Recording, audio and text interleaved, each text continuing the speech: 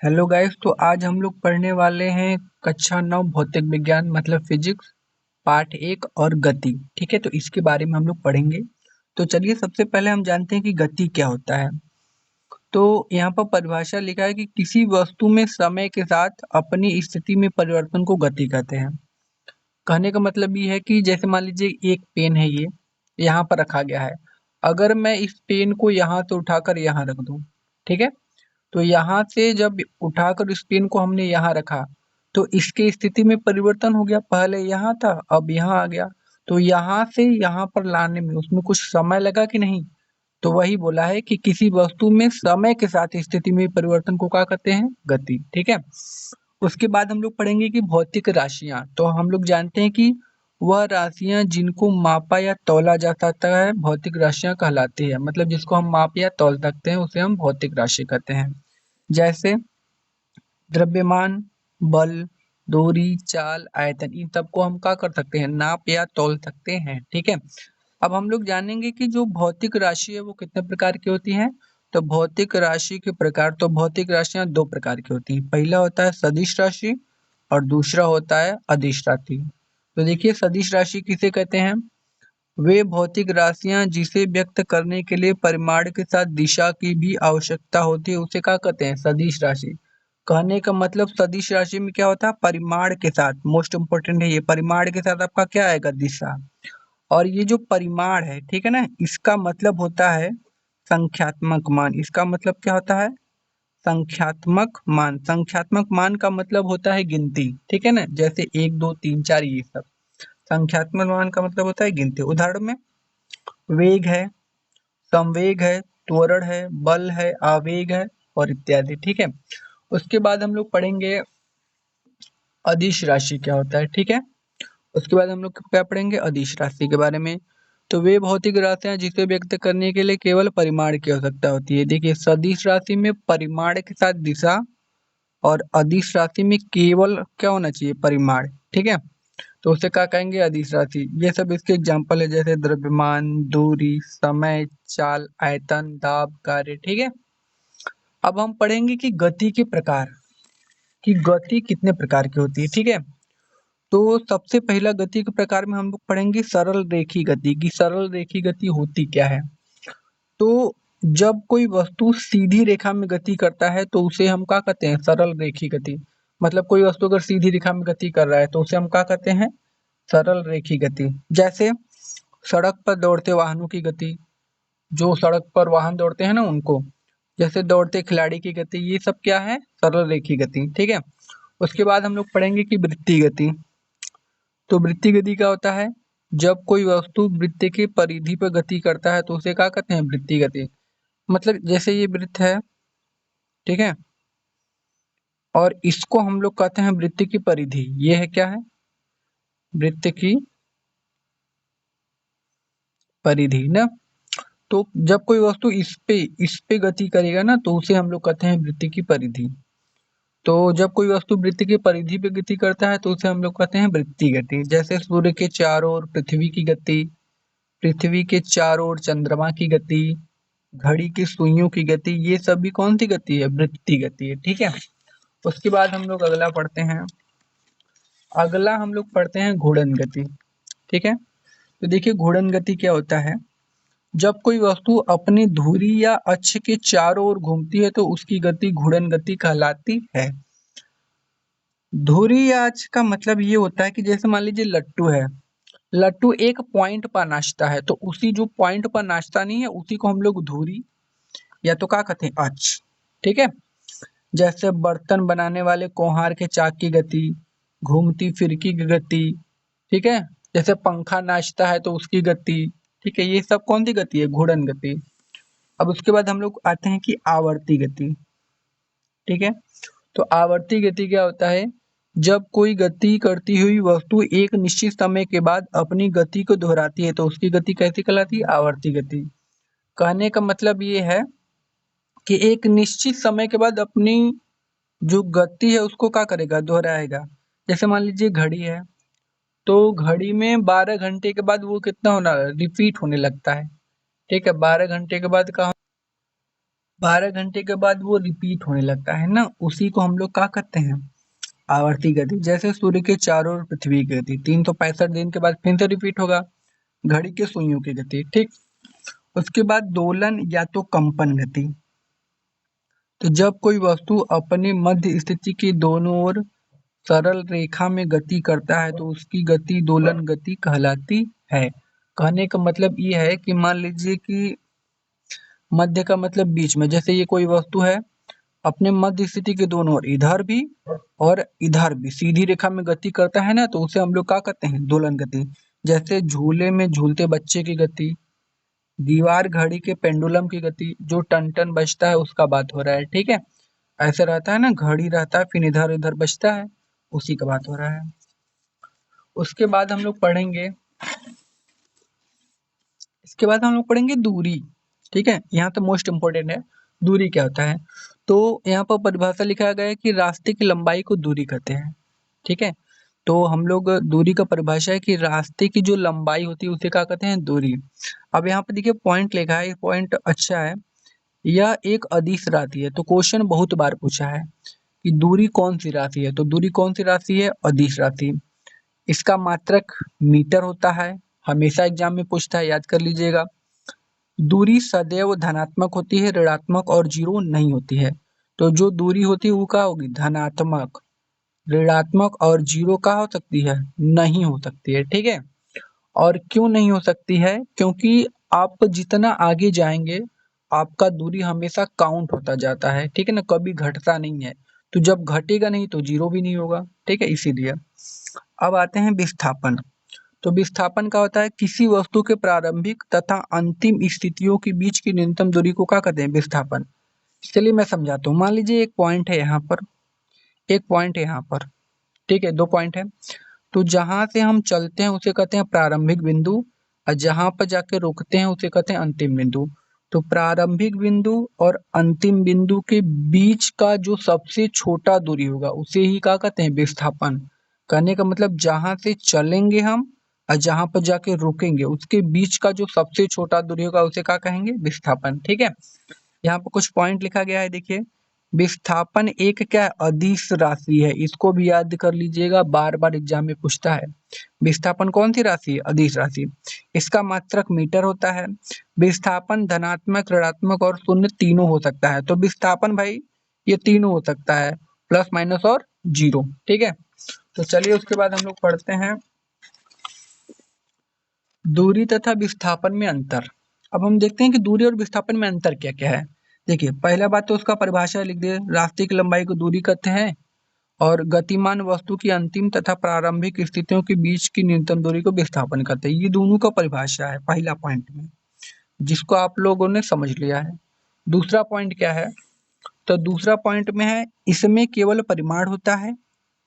मतलब कहने का मतलब जो दूरी है इसमें केवल क्या होता है, परिमाण होता है। तो जब इसमें परिमाण होगा तो कौन सी राशि होगी, अदिश राशि, ठीक है। इसमें परिमाण व दिशा दोनों होते हैं। तो विस्थापन में परिमाण के साथ क्या होता है, दिशा होता है। तो परिमाण के साथ जब दिशा होगा तो कौन सी राशि होगा, सदिश राशि, ठीक है। तीसरा पॉइंट है दूरी कभी शून्य नहीं हो सकती है, सही बात है, दूरी शून्य नहीं हो सकती। विस्थापन शून्य हो सकता है। अब भैया हमने जाना कि विस्थापन शून्य माइनस प्लस तीन हो सकता है। तो यहाँ पर जो तीसरा पॉइंट है विस्थापन शून्य हो सकता है। अगला पॉइंट है इसका मात्रक मीटर होता है और इसका मात्रक भी मीटर होता है। तो भाई मेरे दूरी और विस्थापन दोनों का जो मात्रक होता है मीटर ही होता है, कंफ्यूज नहीं होना है, ठीक है। हाँ, तो अगला हमारा परिभाषा है समान गति। समान गति का मतलब होता है कि जब कोई वस्तु समान समय में समान दूरी तय करे। मतलब जैसे कि मान लीजिए कि 1 घंटा में अगर वो 20 किलोमीटर तय कर रहा है तो अगला भी 1 घंटा में 20 किलोमीटर तय किया, फिर अगला 1 घंटा में 20 किलोमीटर तय किया। तो समान समय में समान दूरी तय करेगा तो उसे क्या कहेंगे, समान गति। और समान समय में असमान दूरी तय करेगा तो उसे कहते हैं असमान गति। जैसे 1 घंटा में मान लीजिए 20 किलोमीटर तय किया, फिर अगला 1 घंटा में मान लीजिए 30 किलोमीटर तय किया, अब बढ़ गया। फिर मान लीजिए अगला 1 घंटा में वो 15 किलोमीटर तय किया, तो ये घट बढ़ रहा है ना, तो उसे क्या कहते हैं, असमान गति, ठीक है। अब उसके बाद हम लोग आते हैं चाल। ठीक है। तो चाल यहाँ पर लिखा है, तो चाल को समझते हैं कि कोई वस्तु एकांक समय अंतराल में जितनी दूरी तय करती है उसे हम चाल कहते हैं। इसका एक और परिभाषा बहुत ही आसान हमने बनाया है। 1 घंटा में हम जितनी दूरी तय करते हैं उसे हम क्या कहते हैं, चाल। कहने का मतलब 1 घंटा में जितना आप दूरी तय करोगे वही आपका क्या होगा, चाल।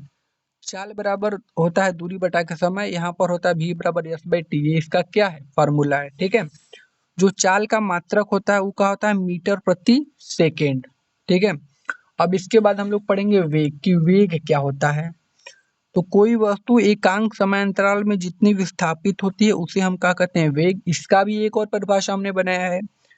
अगर हम चाल के साथ दिशा बता दें तो उसे हम क्या कहते हैं, वेग। जैसे मान लीजिए कि चाल हम कैसे बताते हैं, जैसे आपने पढ़ा होगा बचपन में, किताबों में बहुत बार लिखा रहता है कि किसी रेलगाड़ी की जो चाल है वो है 20 किलोमीटर प्रति घंटा। तो ये सब का दिया रहता है, चाल दिया रहता है। का दिया रहता है, चाल। आगे लिखा रहेगा कि इसे रेलगाड़ी की जो चाल है वो है 20 किलोमीटर प्रति घंटा, ऐसे लिखा रहता है। तो ऐसे जब बोलेगा कि किसी रेलगाड़ी की चाल 20 किलोमीटर प्रति घंटा है तो वो का दिया रहेगा, चाल। लेकिन हम अगर ऐसे बोले कि हम 5 किलोमीटर प्रति घंटा की रफ्तार से आ रहे हैं तो जाहिर सी बात है ये चाल होगा। लेकिन अगर हम ऐसे बोले कि हम 5 किलोमीटर प्रति घंटा की रफ्तार से उत्तर दिशा में आ रहे हैं तो वो क्या होगा, वेग। अगर हम चाल के साथ दिशा बताएंगे तो क्या होगा, वेग। ध्यान दीजिएगा, एकदम पॉइंट बाय पॉइंट समझिएगा। अगर हम चाल के साथ क्या बता दें, दिशा, तो क्या होगा, वेग। वेग का फॉर्मूला होता है विस्थापन बटे के समय अंतराल। ठीक है। तो वेग का जो मात्रक होता है वही भी क्या होता है, मीटर प्रति सेकेंड। इसका भी मात्रक मीटर पर सेकेंड, इसका भी मात्रक मीटर पर सेकेंड होता है। ठीक है। इसके बाद अब हम पढ़ेंगे कि चाल और वेग में अंतर क्या है। ठीक है, चाल और वेग में अंतर। तो चलिए पढ़ते हैं चाल वेग में अंतर क्या है।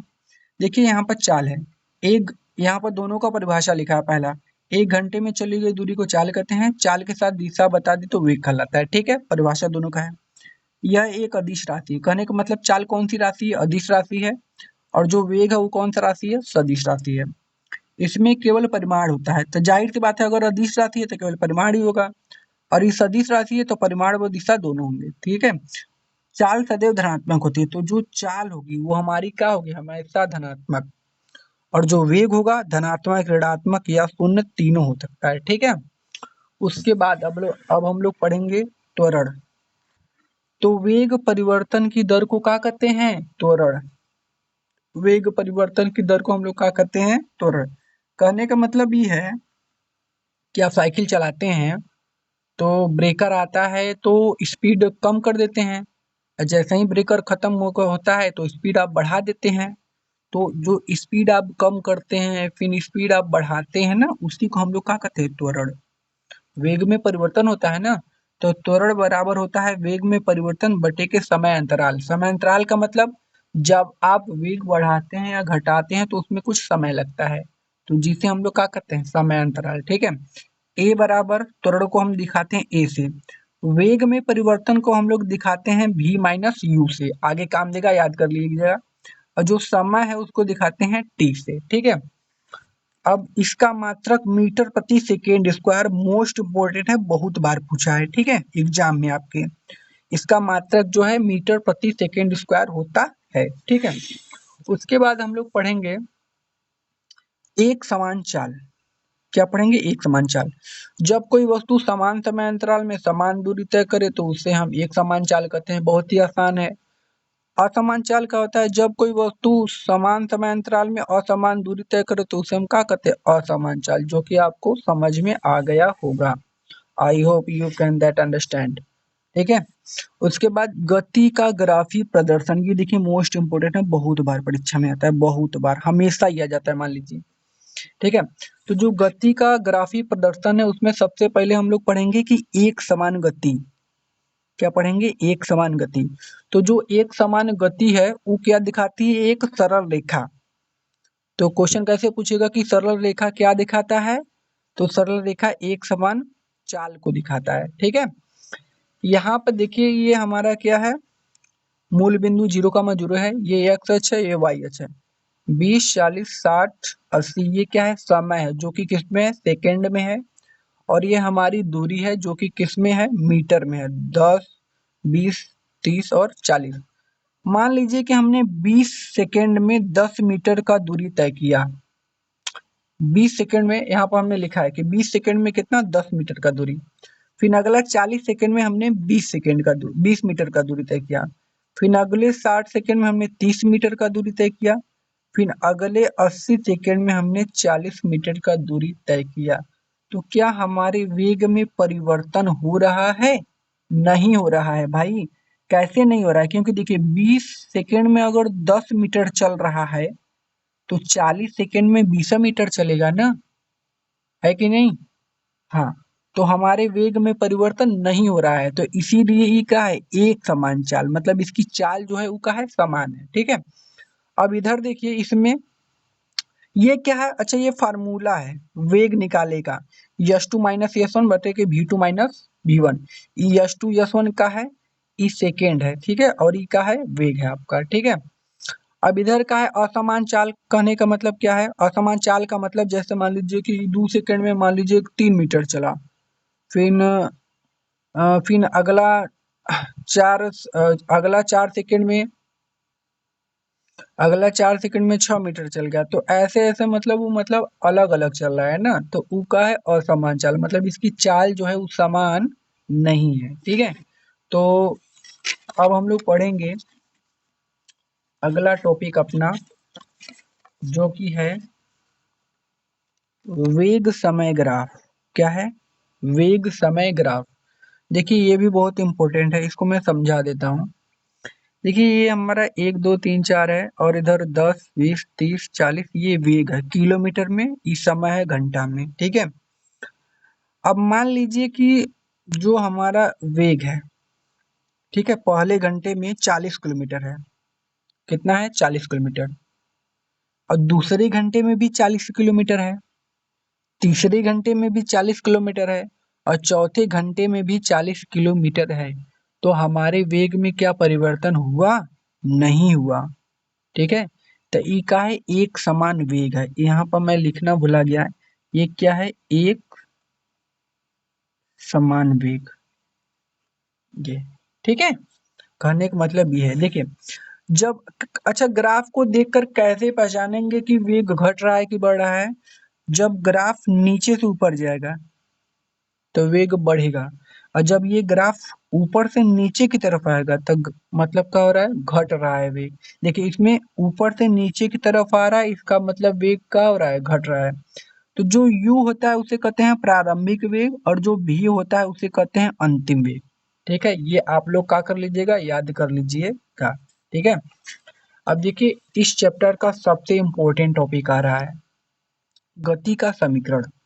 तो गति के 3 समीकरण होते हैं, पहला होता है v बराबर u प्लस ए टी, दूसरा होता है s बराबर u T plus half A T square, 1/2 को हाफ मतलब आधा करते हैं। ठीक है, तीसरा है v स्क्वायर बराबर u स्क्वायर प्लस 2as। ठीक है, इन सबको हमको निगमन करके लाना है। तो सबसे पहले इनको निगमन करने से, लाने से पहले हम ये समझ लेते हैं कि भाई प्रारंभिक वेग का मतलब होता है u, जो प्रारंभिक वेग है उसको हम u से डिनोट करते हैं। ठीक है, अंतिम वेग को v से, विस्थापन को s से, त्वरण को a से, और समय को t से। ठीक है, तो सबसे पहले हम लोग चलते हैं अपने पहले गति के समीकरण की तरफ, जिसका नाम है v बराबर u प्लस ए टी। देखिए हम लोग जानते हैं कि त्वरण बराबर होता है वेग में परिवर्तन बटे के समय अंतराल। त्वरण को हम लोग दिखाते हैं a से, वेग में परिवर्तन को दिखाते हैं हम लोग v माइनस यू से, अब बटा के जो समय अंतराल होता है उसको दिखाते हैं t से। अब ये दोनों बराबर है तो हम इसको इधर और a को इधर लिख सकते हैं आराम से। ठीक है, अब देखिए t का इसमें मल्टीप्लाई कर देंगे तो क्या हो जाएगा, at। ठीक है, अब इधर हमको चाहिए भी, तो देखिए माइनस यू है ना, बराबर के उधर जाएगा तो किस में हो जाएगा, प्लस में। तो v बराबर निकालोगे, ये v बराबर, तो u उधर जाएगा तो प्लस में, तो u प्लस का हो जाएगा at, जो कि गति का पहले समीकरण का निगमन है। ठीक है, अगर आपको जहां नहीं समझ में आएगा हमको कमेंट कीजिएगा, एक डिटेल वीडियो इस पे मैं फिर से दोबारा बना दूंगा। ठीक है, अब इसके बाद क्या है, इसके बाद हम लोग को पढ़ना है गति के दूसरे समीकरण का निगमन। तो देखिए ये दूसरा समीकरण है, इसको पढ़ने से पहले हमको दो चीजें पता होनी चाहिए। एक तो पता होना चाहिए कि औसत वेग क्या होता है, एक पता होना चाहिए कि कुल विस्थापन क्या होता है। तो देखिए औसत वेग बराबर होता है v प्लस यू बटे के 2। v प्लस यू का मतलब अंतिम वेग प्लस प्रारंभिक वेग को जोड़कर 2 का भाग, या तो इसे हम लोग कह सकते हैं प्रारंभिक वेग और अंतिम वेग जोड़कर 2 का भाग, ठीक है। और कुल विस्थापन बराबर एक फार्मूला होता है औसत वेग और गुणा के समय, ठीक है। तो कुल विस्थापन, विस्थापन को हम लोग दिखाते हैं यश से, तो यहाँ यश लिख लेंगे बराबर औसत वेग बराबर यही दोनों फार्मूला होता है, इन दोनों में से चाहे आप जो भी रख लो, ठीक है। तो हम ये रखते हैं, तो यहाँ पर हमने ये रख लिया गुणे समय का मतलब होता है टी, तो समय की जगह हमने टी रख दिया, ठीक है। उसके बाद यश बराबर यहाँ पर यू है तो यू रख दिया। अब भैया हम लोगों ने पढ़ा है कि भी बराबर होता है यू प्लस ए टी, गति का पहला समीकरण। तो जहां भी है हम वहां u प्लस ए टी रख सकते हैं। हम लोग जानते हैं ना कि v बराबर होता है u प्लस ए टी गति के पहला समीकरण से। तो जहां ये v है वहां u प्लस ए टी रख सकते हैं। तो भाई v की जगह u प्लस ए टी रख दिया और बटा के 2 और गुणा के t, ठीक है। तो यश बराबर देखिए u दो u प्लस ए टी बटा के 2 और गुणा के हो गया t, ठीक है ना। इसके बाद क्या करेंगे, देखिए ये जो t है इसका अंदर हम मल्टीप्लाई करते हैं, मतलब गुणा कर देते हैं। तो यश बराबर 2u का गुणा t में करेंगे तो 2ut प्लस ए टी का गुणा टी में करेंगे तो ए टी स्क्वायर बटा के 2, ठीक है। अब क्या होगा, ये जो 2 है इन दोनों के बट्टे हैं तो अलग अलग कर लेते हैं। तो यश बराबर क्या हो जाएगा 2ut बटा के 2 प्लस ए टी स्क्वायर बटा के 2, दोनों को बटा 2 हो गया। अब इस वाले 2 से ये वाला 2 खत्म हो जाएगा। तो यश बराबर यहाँ से बचेगा ut प्लस यहाँ से 1/2 को बाहर कर लेते हैं प्लस ए टी स्क्वायर। तो यही हो गया गति का दूसरे समीकरण का निगमन, ठीक है। अब हम लोग चलते हैं गति के तीसरे समीकरण का निगमन, ठीक है। तो उसको करने से पहले हमको गति का पहला समीकरण पता है कि v बराबर होता है u प्लस ए टी। इसको हम ऐसे भी लिख सकते हैं कि u प्लस ए टी बराबर v, क्योंकि बराबर में है तो इसको इधर और इसको इधर लिख सकते हैं, ठीक है। अब हम क्या करेंगे, u इधर प्लस में है उसको भेजेंगे उधर तो माइनस में हो जाएगा। यहाँ पर v पहले ही से है, u इधर आएगा तो माइनस में, ए टी बचा है। अब देखिए ये जो a है वो t के साथ गुणे में है, तो बराबर के उधर जाएगा तो किस में हो जाएगा, भाग में। तो t बराबर निकलेगा v माइनस यू बटा के a, समीकरण नंबर 1, ठीक है। अब हम लोग जानते हैं कि गति का दूसरा समीकरण होता है यश बराबर U T plus half A T square, ठीक। उसके बाद हम लोग क्या करेंगे कि यश बराबर है, देखिए यू रख दीजिए। अब t की जगह हम ये रखेंगे इसका मान, ठीक है, जो हमने निकाला है, ठीक। तो t की जगह हमने ये रख दिया प्लस हाफ ए, ठीक है। अब टी स्क्वायर है ना, तो टी की जगह इसको रखने के बाद इसका क्या कर देंगे स्क्वायर। उसके बाद यस बराबर इसका इसमें गुणा करिए, यू का भी में गुणा करेंगे तो यू भी बटे का यू का यू में गुणा करेंगे तो यू स्क्वायर, नीचे ए है प्लस 1/2 ए यहाँ पर लिख लेंगे। उसके बाद इसको हम लोग तोड़ेंगे ए माइनस बी के होल स्क्वायर, पता है ए माइनस बी का होल स्क्वायर होता है क्या होता है बताइए आप लोग, पता है आप लोगों को, होता है A square plus B square minus 2ab, इसी पर रख के क्या करेंगे तोड़ देंगे। तो ए स्क्वायर प्लस बी स्क्वायर मतलब भी square plus you square plus 2u भी, अब बटा के ए का स्क्वायर क्या होता है ए स्क्वायर। यहाँ से यहाँ पर एक ए है, यहाँ पर 2 ए है, तो ए से ए का हो जाएगा खत्म। तो यहाँ पर अभी एक ए बचा रहेगा, ध्यान दीजिएगा। तो यस बराबर यू भी बटा के यू स्क्वायर बटा के ए प्लस, अब देखिए 2 का गुणा ए में कर देंगे 2a आ जाएगा, ऊपर पूरा सेम है, ठीक है। तो यस बराबर देखिए अब इन दोनों का लेंगे हम एलसीएम, ठीक है। इन दोनों का लेंगे, इन दोनों का इन दोनों का लेते हैं एलसीएम। तो इन दोनों का जब एलसीएम लेंगे तो अब आ जाएगा 2a। तो अब क्या करना है, इस a का हाई 2a में भाग करेंगे तो आएगा 2, और फिर 2 का हम गुणा कर देंगे इसमें, ठीक है, ऊपर वाले में। एलसीएम लेके तो आता है ना जोड़ना, तो ए का भाग देंगे 2a में तो ए से ए खत्म हो जाएगा, बचेगा 2, तो 2 का ऊपर गुणा। तो जब 2 का गुणा यू भी में करेंगे तो आएगा 2u भी माइनस, और जब 2 का गुणा यू स्क्वायर में करेंगे तो आएगा 2u स्क्वायर प्लस 2a का भाग 2a में देंगे तो खत्म हो जाएगा, ये जितना है सब ये उतर जाएगा, ठीक है। अब इसके बाद यस बराबर, देखिए 2u भी माइनस में है, 2u भी प्लस में है, कट जाएगा। अब v स्क्वायर यहाँ से बचा, यहाँ से 2u स्क्वायर में से एक ही u स्क्वायर घटाएंगे तो माइनस का u स्क्वायर आएगा, और नीचे यहाँ से क्या हो जाएगा 2a। अब भाई 2a का गुणा यश में कर देंगे तो आ जाएगा 2a यश बराबर v square minus u square. अब हम इसको इधर और इसको इधर लिख सकते हैं, ठीक है।